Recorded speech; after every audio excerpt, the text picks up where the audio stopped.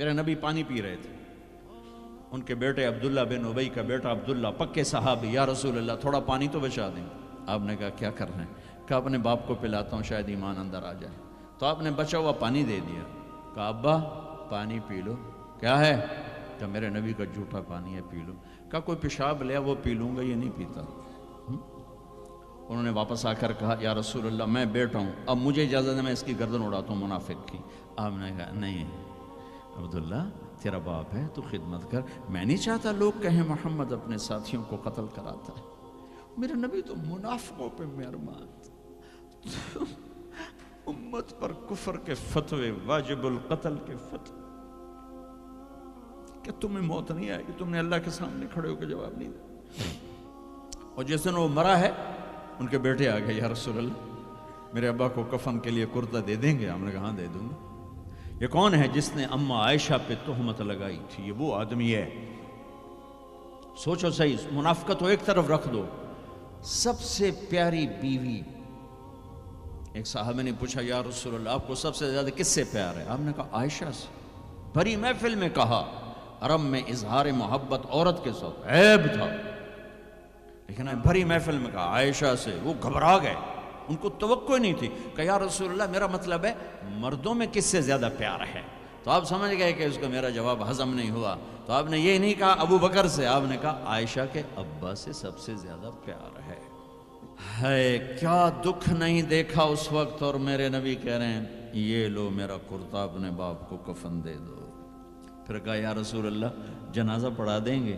کہاں پڑھا دوں گا، شاید بخشش ہو جائے۔ یہ عبداللہ بن ابی کا جنازہ ہے، اور آپ اہل صحابہ کو کھڑے ہوئے ہیں صف بنا کے، تو عمر رضی اللہ عنہ سامنے آ کے کھڑے ہو جاتے ہیں، یا رسول اللہ آپ کو پتہ ہے یہ کون ہے؟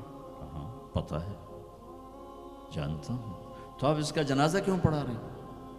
کہا اب عمر مجھے اللہ نے روکا نہیں، یہ کہا ہے پڑھ یا نہ پڑھ میں معاف نہیں کروں گا، میں پڑھتا ہوں شاید معاف ہو جائے۔ پھر کہا میرے اللہ نے کہا ہے 70 دفعہ بھی تو ان کے لیے دعا کرے گا تو معاف نہیں کروں گا۔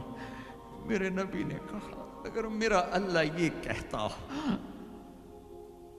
کہ تو اس کے لیے اگر 70 دفعہ دعا کرے گا تو میں معاف کر دوں گا، تو میں اس کے لیے 70 دفعہ دعا کر دیتا۔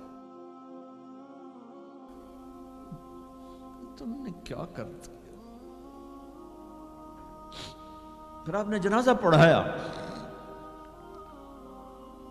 آپ پیچھے پیچھے قبر میں دفن تک گئے، تو اس کو قبر میں اتار چکے تھے۔ آپ جب پہنچے آپ نے کہا باہر نکالو، باہر نکالا گیا، سب کے سامنے منہ سے اپنا تھوک نکال کے اس کے منہ میں ڈالا، شاید بخشش ہو جائے۔ 100 منافقوں نے کلمہ پڑھا یہ منظر دیکھ کر۔ میرے بھائیوں میں بڑے دکھ سے بول رہا ہوں، صبح میرا سفر بھی ہے، جلدی آنا ہے، میں لمبی بات نہیں کر سکتا ہوں، لیکن میں اپنا کلیجہ نکال کے آپ کے سامنے رکھ دیا ہے۔ ہم ذلت و پستی کی انتہا کو پہنچ چکے، زندہ باد مردہ باد، یہ کافر وہ کافر، مار دو قتل کر دو، حد ہو گئی ہے۔